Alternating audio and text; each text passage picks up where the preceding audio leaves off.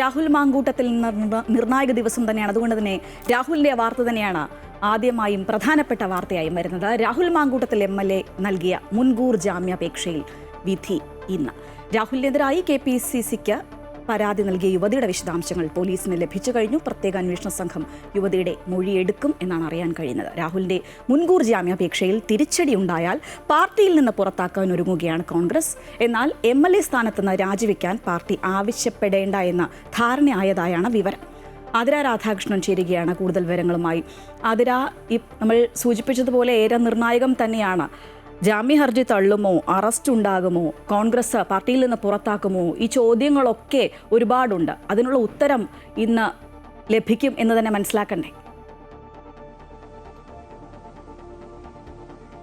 ശ്രീജ, തീർച്ചയായും ഇന്ന് ഈ രാഹുൽ മാങ്കൂട്ടത്തിൽ MLAയുടെ ഒരു നിർണായകമായ ദിവസമാണ്. കാരണം ഈ മുൻകൂർ ജാമ്യാപേക്ഷയിൽ ഇന്ന് വിധി ഉണ്ടാകാനുള്ള സാധ്യതയാണുള്ളത്. ഇന്നലെ 1.5 മണിക്കൂറോളം നീണ്ട അടച്ചിട്ട മുറിയിലായിരുന്നു വാദങ്ങളൊക്കെ നടന്നത്. 1.5 മണിക്കൂറോളം നീണ്ട വാദപ്രതിവാദങ്ങൾക്ക് ശേഷം ഇന്നൊരു പുതിയ തെളിവ് കൂടി പ്രോസിക്യൂഷൻ ഹാജരാക്കണമെന്ന് ആവശ്യപ്പെടുകയായിരുന്നു. അതിനെ തുടർന്ന് ഇന്ന് ആ തെളിവ് കൂടി പരിശോധിച്ചതിന് ശേഷമാകും ഈ മുൻകൂർ ജാമ്യാപേക്ഷയിൽ വിധി എന്താകുമെന്ന കാര്യത്തിലൊക്കെ തന്നെ ഒരു തീരുമാനമുണ്ടാകുക. ഏകദേശം 11 മണിയോടുകൂടി ഇന്നത്തെ വാദം ആരംഭിക്കും. അതിനുശേഷമായിരിക്കും ഇന്നും ഈ വാദം തുടരും. അതിനുശേഷമായിരിക്കും മുൻകൂർ ജാമ്യാപേക്ഷയിൽ എന്താണ് വിധി ഉണ്ടാകുക എന്ന കാര്യത്തിലൊക്കെ തന്നെ ഒരു തീരുമാനമുണ്ടാകുക. തിരുവനന്തപുരം പ്രിൻസിപ്പൽ ജില്ലാ സെഷൻസ് കോടതിയാണ് ഈ മുൻകൂർ ജാമ്യാപേക്ഷയിൽ വിധി പറയുക. ഏതായാലും അതേസമയം ഈ രണ്ടാമത്തെ പരാതി, രാഹുൽ മാങ്കൂട്ടത്തിനെതിരെ രണ്ടാമത്തെ പരാതി നൽകിയ യുവതിയുടെ വിശദാംശങ്ങൾ പോലീസിന് ലഭിച്ചിട്ടുണ്ട് എന്നാണ് വിവരം. ഈ യുവതിയുടെ മൊഴി ഉൾപ്പെടെ ശേഖരിക്കാനുള്ള ഒരു നീക്കവും പോലീസ് ഏതായാലും ആരംഭിച്ചു കഴിഞ്ഞു. ഈ KPCCക്ക് യുവതി പരാതി നൽകുന്നത് സുഹൃത്തിന്റെ ഒക്കെ സഹായത്തോടു കൂടിയാണ്.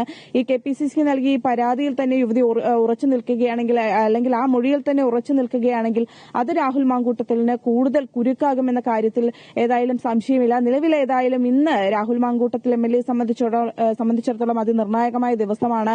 ഈ മുൻകൂർ ജാമ്യാപേക്ഷയിൽ ഇന്ന് ഏതായാലും വിധി ഉണ്ടാകും. ഈ നിരവധി തെളിവുകളൊക്കെയാണ് രാഹുൽ മാങ്കൂട്ടത്തിൽ നിരത്തിയത്. ഇത്തരത്തിൽ ഈ യുവതിയുമായി പരസ്പര ഉഭയസമ്മത പ്രകാരമുള്ള ബന്ധമായിരുന്നു എന്നത് തെളിയിക്കാനായിട്ട് ഉള്ള തെളിവുകളൊക്കെ തന്നെ രാഹുൽ മാങ്കൂട്ടത്തിൽ MLA സമർപ്പിച്ചിരുന്നു. അതുകൂടാതെ തന്നെ യുവതിയുടെ വിവാഹ ഫോട്ടോ ഉൾപ്പെടെയുള്ള തെളിവുകളാണ് രാഹുൽ മാങ്കൂട്ടത്തിൽ MLAയുടെ അഭിഭാഷകൻ സമർപ്പിച്ചത്. അതേസമയം യുവതിയുടെ ഭാഗത്തു നിന്നും ഇത്തരത്തിൽ ചാറ്റുകളും അതുപോലെ തന്നെ ഈ ഗർഭചിത്രത്തിന് നിർബന്ധിക്കുന്ന വാട്സപ്പ് ചാറ്റുകൾ ഉൾപ്പെടെയുള്ള തെളിവുകളാണ് യുവതിയുടെ ഭാഗത്തു നിന്നും അഭിഭാഷകനൊക്കെ തന്നെ ഏതായാലും സമർപ്പിച്ചിട്ടുള്ളത്. ഇന്നത്തോടുകൂടി ഇന്നത്തെ ഈ പ്രോസിക്യൂഷന്റെ ഭാഗത്തു നിന്നുള്ള ഇന്നത്തെ പുതിയ തെളിവുകൾ കൂടി പരിശോധിച്ചുകൊണ്ടായിരിക്കും ഏതായാലും ഈ മുൻകൂർ ജാമ്യാപേക്ഷയിൽ ഇന്ന് വിധി പറയുക. അതിര, സൈബർ അധിക്ഷേപ കേസിൽ രാഹുൽ ഈശ്വറിന്റെ കസ്റ്റഡി കാലാവധിയും ഇന്നിപ്പോൾ അവസാനിക്കുകയാണല്ലോ. 5 മണിവരെയാണ് സമയം കൊടുത്തിരിക്കുന്നത്.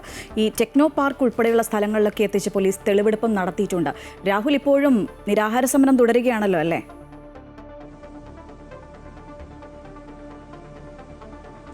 ശ്രീജ, തീർച്ചയായും ഈ രാഹുൽ മാങ്കൂട്ടത്തിൽ MLAക്കെതിരെ പരാതി നൽകിയ യുവതിയുടെ പരാതിയുടെ അടിസ്ഥാനത്തിലാണ് രാഹുൽ ഈശ്വറിനെതിരെ ഈ സൈബർ അധിക്ഷേപ പരാതിയിൽ പോലീസ് കേസെടുക്കുന്നത്. ആദ്യം മുതൽ തന്നെ ഇത്തരത്തിൽ ചോദ്യം ചെയ്യലൊക്കെ നടത്തി പിന്നീടാണ് കോടതിയിൽ ജാമ്യാപേക്ഷ തള്ളുകയും റിമാൻഡ് ചെയ്യുകയും ഒക്കെ ചെയ്തത്. കഴിഞ്ഞ ദിവസം ഇത്തരത്തിൽ അറസ്റ്റിൽ പ്രതിഷേധിച്ചുകൊണ്ട് രാഹുൽ ഈശ്വർ നിരാഹാര സമരം അനുഷ്ഠിക്കുമെന്നൊക്കെ അറിയിച്ചിരുന്നു. അതിനെ തുടർന്ന് 2 ദിവസമായിട്ട് ഒന്നും കഴിക്കാതെ, വെള്ളം പോലും കുടിച്ചിട്ടില്ല എന്നൊക്കെയാണ് കഴിഞ്ഞ ദിവസമൊക്കെ തന്നെ രാഹുൽ ഈശ്വർ ഇത്തരത്തിൽ ആശുപത്രിയിലൊക്കെ വൈദ്യപരിശോധനയ്ക്കായൊക്കെ എത്തിച്ച സമയത്തൊക്കെ പറഞ്ഞിരുന്നത്.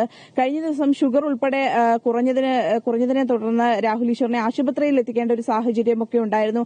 അതിനുശേഷം ഇന്നലെ കോടതി രാഹുൽ ഈശ്വറിന്റെ ഇത്തരത്തിൽ പോലീസ് കസ്റ്റഡി അപേക്ഷ നൽകിയിരുന്നു. ആ കസ്റ്റഡി അപേക്ഷ പരിഗണിക്കവെയാണ് 2 ദിവസത്തെ പോലീസ് കസ്റ്റഡിയിലേക്ക് കോടതി വിടുന്നത്. ഏതായാലും ഇന്ന് രാഹുൽ ഈശ്വറിന്റെ ആ കസ്റ്റഡി കാലാവധി അവസാനിക്കുകയാണ്. ഇന്നലെയൊക്കെ തന്നെ ഈ കസ്റ്റഡിയിൽ പോലീസ് വാങ്ങിയതിനു ശേഷം ടെക്നോ പാർക്കിൽ ഉൾപ്പെടെ എത്തിച്ചുകൊണ്ട് ഈ സൈബർ അധിക്ഷേപ പരാതിയിൽ മൊഴി ശേഖരിക്കുകയുണ്ടായി. അത് മാത്രമല്ല കൂടുതൽ തെളിവുകളൊക്കെ തന്നെ ശേഖരിക്കുകയുണ്ടായി. ഇത്തരത്തിൽ ലാപ്ടോപ്പ് ഉൾപ്പെടെ കേന്ദ്രീകരിച്ചുള്ള അന്വേഷണത്തിൽ ഈ യുവതിയുടെ ചിത്രങ്ങളും വീഡിയോകളും ഉൾപ്പെടെ കണ്ടെത്തിയിരുന്നു. ഇതിനെ തുടർന്നാണ് കൂടുതൽ തെളിവെടുപ്പിലേക്കൊക്കെ തന്നെ കടക്കേണ്ടതിന്റെ ആവശ്യകത പരിഗണിച്ചുകൊണ്ട് കസ്റ്റഡി അപേക്ഷ നൽകിയത്. പോലീസിന്റെ ആവശ്യം അംഗീകരിച്ചുകൊണ്ടാണ് കോടതി ഇത്തരത്തിൽ കസ്റ്റഡിയിൽ വിടുന്നതും. നിലവിൽ ഏതായാലും ഇന്നത്തോടുകൂടി കസ്റ്റഡി കാലാവധി അവസാനിക്കും. പക്ഷേ ഇപ്പോഴും രാഹുൽ ഈശ്വർ നിരാഹാര സമരം ഏതായാലും തുടരുകയാണ്. അറസ്റ്റിൽ പ്രതിഷേധിച്ചുകൊണ്ട് തന്നെയാണ് നിരാഹാര സമരം തുടരുന്നത്. ഈ മെൻസ് അസോസിയേഷൻ വേണം, അല്ലെങ്കിൽ മെൻസ് കമ്മീഷൻ വേണം എന്ന ആവശ്യം തന്നെയാണ് രാഹുൽ ഈശ്വർ ഇപ്പോഴും ഉയർത്തുന്നത്. പരാതി വ്യാജമാണെന്നും കള്ളപ്പരാതിയാണ് തനിക്കെതിരെ നൽകിയിരിക്കുന്നത് എന്ന കാര്യത്തിൽ തന്നെയാണ് രാഹുൽ ഈശ്വർ നിലവിലും ഉറച്ചു നിൽക്കുന്നത്.